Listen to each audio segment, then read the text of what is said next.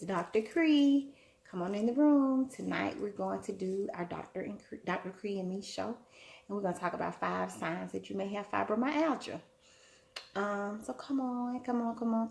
It is 7 o'clock and it's so dark outside. It's like, my Lord. Did y'all adjust to falling back okay? I really love waking up in the morning to the sun. I don't like quite getting off work so late at night. Well, it's not late. I don't like getting off work so late that the sun is down. So now I feel like I'm at work longer than what I am, but really it's like 5:06. And I'm like, oh my gosh, it's late. So, hey, come on in the room. It's, hey, Dave. Hey, Denise. We're going to talk about fibromyalgia, 5 signs that you may have fibromyalgia. I think, Dave, you requested when I did my list a long time ago about the signs of fibromyalgia. So we're going to get started in about 2 more minutes. Are you guys having a good day today? I went to the nursing home tonight, so I'm a tad bit tired. But I'm going to do this, and I'm going to eat, and I'm going to kick my feet up. So I hope you're taking time out of your schedule to relax and factor in some relaxation, because that is so terribly important. So important. So come on in the room. Oh yeah, honey, that sounds like the way of the land for all of us. So we're gonna get started in about about probably like 1 minute. 5 signs that you may have fibromyalgia, and we all may need some vitamins because this time change is crazy. So tag a friend, share the post. Let's get some knowledge learned here. Let's see, it's almost. Hey Tanya, how are you? Okay, usually I can change my screen to see as y'all come in, but Facebook is being difficult. Okay, let's just get started. Everybody else can catch the replay. It's Dr. Cree, guys. I am your board certified family medicine physician, and I specialize in what's important to you through my educational tips, my one-on-one counseling, my telehealth, my telemedicine. Just started that recently. My educational tips, I said, and just living on you guys. I help you learn to live a healthier, happier, well-balanced you. So when you know better, we can do better. So I'm here to give you a couple of little nuggets, not hold you too long, and to teach you more about your body. So let's get started. 5 reasons or signs that you may have fibromyalgia. Oh, David said, before you start, do you need an appointment for the flu shot? No, you don't need. In my office, you don't. You just come on in, let the girls know that you're there for the flu shot, and they'll get you back and get you done. So you should be fine. If you want to come tomorrow, you can. Hey y'all, welcome. We're just not getting started. Tonight we're talking about 5 signs. And I always give you a bonus. 5 signs that you may have fibromyalgia. So first things first. Fibromyalgia has a very bad stigma, very bad connotation around a lot of medical practices and all. I have had people that have fibromyalgia. I try and figure out how to treat them. We go through all these methods, and then I say, hey, well, I need to send you to the rheumatologist. And they're like, well, we don't treat fibromyalgia. So I'm like, well, I need to send you to the pain management doctor. Some of them may not treat it. So it's very, very hard. Let's know fibromyalgia is a disease of pain. So you have these trigger points, or you hurt in very, very, very random places. Hey, Natalie. Thanks for joining. So you hurt in all these weird places when you have fibromyalgia. It's very non-specific. And fibromyalgia is diagnosed as a diagnosis of exclusion. So what does that mean? A diagnosis of exclusion means that we have checked you for everything else. We don't know what it is. You have these tender points. You have one of so many tender points positive, so that, hey, you must have fibromyalgia. So you come in with all these, especially if you're young, you got a lot of vague pain. The pain is really vague. Like, oh, I just hurt all over, or I hurt right here in the inside of my elbow, or I hurt right here on my collarbone. Like places that you're not moving enough that you should really be hurting at. Or I hurt on the inside of my knee. Like not your knee joint, but the place inside of your knee. So there are specific tender points that are specific for fibromyalgia. So like I'm saying, like it really is, but you have to have, I think it's 11 points. You have to have so many of them hot or light up to say, yes, you have that diagnosis. But before you get to that point, your doctor should be checking you for lupus, rheumatoid arthritis, regular osteoarthritis, all kind of those diseases that you can actually draw blood for. You can draw what's called a rheumatoid panel, and it says yes or no to lupus, yes or no to rheumatoid arthritis, yes or no to all of these tons of diseases. If that comes back negative and you like, but I still hurt, consider that you may have some fibromyalgia. So number one, somebody type number one. Hey, Keisha, how you doing? Number one, fibromyalgia can cause joint pain and stiffness. I know you're like, well, joint pain and stiffness, that's regular arthritis. That's any kind of arthritis. That's just getting old. However, if you have fibromyalgia, it's classic. Whenever somebody says, I got some joint pain, or I'm aching here, my back hurts, my leg hurts, my knees hurt, I want to know, well, how do you feel when you first wake up in the morning? Because with people with arthritis, first thing in the morning, you're super achy, you're hurting, you feel like you just need, you the Tin Man, you know, on the Wizard of Oz, and you want to slide some oil on you. And if you get enough oil, you can get enough movement in your body, and you feel like you can just get on up. So if you're like, oh, if I could just get on up, hey, Tremelia, if I get on up, then I can get going and stay going, I'm fine. But as soon as I slow down, then that's just it. So regular arthritis, it has those tendencies. So you sit for a little while, you get stiff, you need some help getting up, but once you get moving, you're fine. Fibromyalgia pain is such that, hey, I got this joint pain and this stiffness, but it's not improved with ambulation or anything else, any movement that you do in a day. Hey, Matt. Hey, Zoe. Zoe's watching tonight, y'all, and she's very excited about it. So, and I'm sure you guys hear that. Ari is down here with me. My dog is watching too, and she's making a lot of noise. I'm sorry. So somebody type down joint pain and stiffness that does not get better as you move. It does not get better as you ambulate. Number two is exhaustion. So I know we were just talking, me and Dave were just talking about how we were kind of tired from the day. So you know the tiredness that you feel once you have gone through a long day of work, sat in traffic, come home, you really didn't get a good night's rest last night because time went back this weekend, so you still kind of adjusting. Well, this is exhaustion. That's being tired. Let's talk about being exhausted, where you're like, okay, no matter what I do, no matter how I try and move or how I try and get up and go on, I just don't feel like I never can get enough hours at night. I never can seem to get enough rest. Well, that's when you tip over into exhaustion. And people with fibromyalgia can have what's called chronic fatigue syndrome. Hey, Aisha, thank you. Chronic fatigue syndrome is very hard to treat. And I'm always like, well, oh, let's check your B12. Check your B12. Get a person B12. We should pep you up. Doesn't pep these people up. Check your vitamin D. We're going to replace your vitamin D. They don't hear better. Check your iron. Iron is fine. Check all your labs. Everything is fine and does not actually reveal a sign that you should actually be this tired and you should actually be this sore. So if you're like, man, I got exhaustion to the point of no matter how much I rest, I never can get enough rest. I never feel rested enough. You may have what's called chronic fatigue syndrome. So someone put number 2, exhaustion / chronic fatigue syndrome. So number 3 is muscle spasms. So hey, now how many of you on average do you usually have muscle spasms? I can go a whole month and not have a single muscle spasm. Well, that's because I don't have fibromyalgia. People with fibromyalgia, every day they get some, tightening up in their back or their legs. And they're like, man, I keep getting these Charlie horses. What in the world is going on? Why am I having all these Charlie horses? Well, you may have fibromyalgia. So one of the things that when you first get diagnosed, your doctor may start you off with muscle relaxers. Muscle relaxers can make you very sleepy. And after you've been on one class for so long, a lot of times you have to change to a different class. You have to change to a different type of muscle relaxer. So after so long, you're like, well, I've been trying all these muscle relaxers and none of that is working.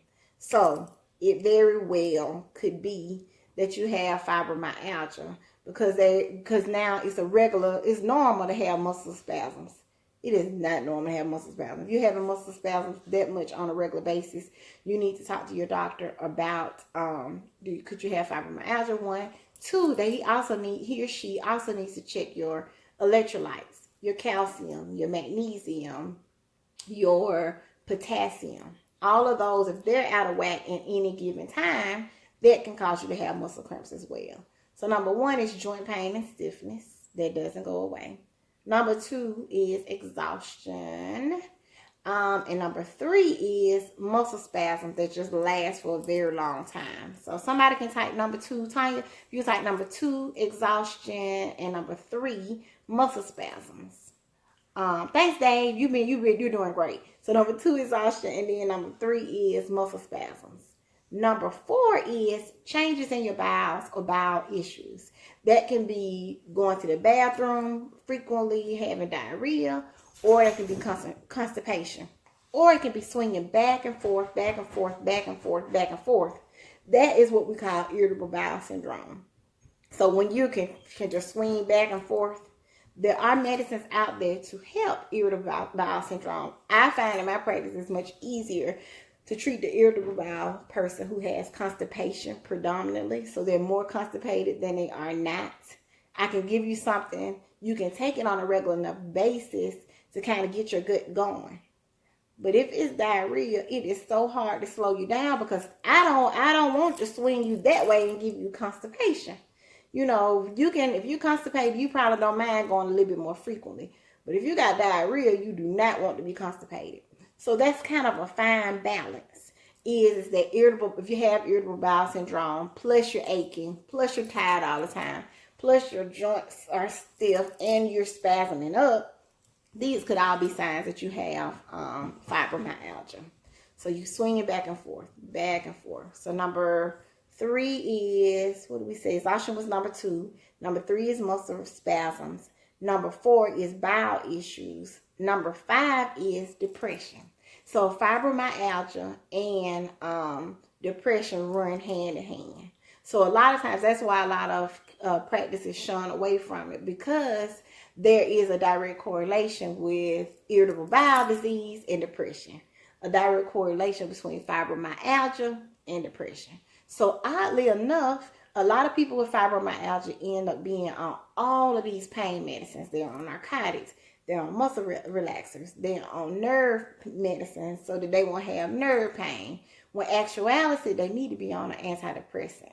So you treat that depression, then your aches, you don't hurt as bad. So the fibromyalgia tends to follow suit. So just so you know, if you do think you have fibromyalgia, do you need to be checking to see if you have any depression? So you have to know that these go hand in hand. Isn't that right, Dr. Dion? Dr. Dion is a psychiatrist. So that is the biggest concern when I hear that, because depression can have you physically hurt as well. People don't believe that. They're quick to, especially in society today, we're quick to say, I'm not depressed. That's not what's wrong with me. It's something else that's wrong with me. And I'll be on 7 different medicines to treat all the signs of depression when I would be on one antidepressant and make all those other 7 symptoms better.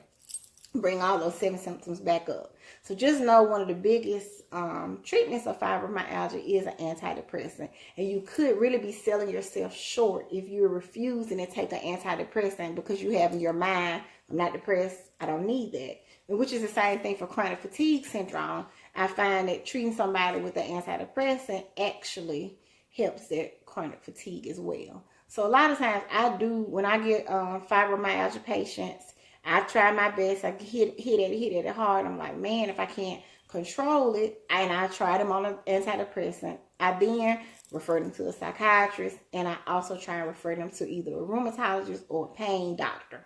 And see if we can get them to help, weigh in. But the wait is so long. I know in Birmingham it is. The wait is so long for a rheumatologist. You can wait 6 months. So what is a person supposed to do in 6 months? And I'm just throwing everything I can at them, trying to keep them stable, because 6 months is a long time to hurt. Physically, mentally, however. So I'm just like, let's get the referral in and we'll just start trying medicine. Try this for a month at a time, we'll follow up. Try this a month at a time, we'll follow up. So just know that fibromyalgia is real, but it is definitely what we call in medicine a diagnosis of exclusion. We have excluded that you do not have rheumatoid arthritis, that you do not have lupus, that you don't have any of those anti-inflammatory illnesses or autoimmune diseases that can cause your body to attack itself. So, number one, quick review. Number one, joint pain and stiffness that doesn't get better as the day goes on. Number two, exhaustion or chronic fatigue syndrome. Number three, muscle spasms that come routinely on a regular basis. We just spasming up. Number four, bowel issues that's related to irritable bowel syndrome and swinging back and forth, back and forth. And number five, depression. So if you're physically hurting and you're mentally sad, you may need an antidepressant that will make you feel physically better and mentally better. And that's okay. So I promise a bonus are those tender points or those hot points. Like I said earlier, you do have hot points. They're like random places in the inside of your elbow. Like if you touch there, somebody touch you on your elbow, you like jump off your chair. That's not supposed to be hurting. That place is not really supposed to be hurt. Right here on your clavicle bone, we touch that and you like jump out of your life. That's not supposed to be hurt. So there are certain signs. Now, if you touch my neck, I'm holding my head up all day long. So my neck, there may be some tender. My shoulders, I'm moving them all day long. You're moving your shoulders a lot. So you can get arthritis there. You can get some joint achiness and you're like, okay, that's not right. Wrists, okay, I can see that.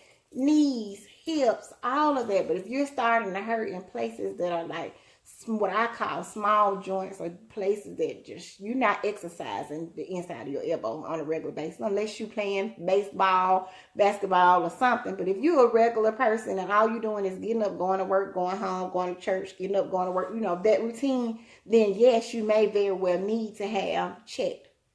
What I recommend before you storm into your doctor's office, though, and say, I know I got fibromyalgia. I watched Dr. Cree and I got it. I do recommend you looking on the internet and searching fibromyalgia. Hey, Aubrey, how you doing? Fibromyalgia and the tender points or the trigger points that go along with fibromyalgia. And it'll say on there are 17 points. You need 11 positives. Out of those, count up and see how many you have. If you really don't have that many, then you may not want to be storming and say, I've been on WebMD. So WebMD plus Dr. Cree make a whole diagnosis. No, don't do that. Go and do a little bit of research. So that's something that yes, you can look and say, hey, I heard in these strange places, but I looked it up, and it'll show you a body of a man, and I have red spots, like little circles on there, say these are the body parts. If you hurt here, you could have fibromyalgia. So, like we said, joint pain that doesn't get better, exhaustion or chronic fatigue syndrome, muscle spasms that are very routine and regularly, bowel issues or irritable bowel syndrome, and number 5, depression. And, of course, knowing where those tender points are so that you can articulate that very well when you go see your doctor. Are there any questions? Make sure to share the video. And next week, I don't know, I always decide what we're going to talk about on the day of. So if you have something that you want us to talk about or to learn about, please put it in the chat and we'll talk about it. So she said, I'm okay. Just got a little issue going on. When are you coming back? I'll be back next week. I was there tonight. I just left. I left there about 6 something, but they didn't tell me you had something going on. I'll call over there and see what's going on with you, okay? If all hearts and minds are clear, like the preacher says. Okay. I'm Dr. Cree. I'm a board certified family medicine physician, and I specialize in what's important to you. You. And through my healthy tips, my one-on-one coaching, my telehealth, I started telemedicine. I started doing some telemedicine visits in my office in the last couple of weeks, and we're very excited about it. So through my telehealth, through my educational tips, I help you learn to live a healthier, happier, well-balanced you. So the old people used to say, when you know better, you do better. So my goal for you is to help you to know better. so that you can do better. And when you do better, you live healthier, you live happier, you live balanced lives. And that's what we're about, all about the balance. So I will see you next Monday at 7 p.m. and talk to you soon. Oh, follow me on Twitter. I'm on Twitter at Dr. Cree. That's DOCTORKRE. Follow me on Twitter at Dr. Cree. DOCTORKRE. Have a good one.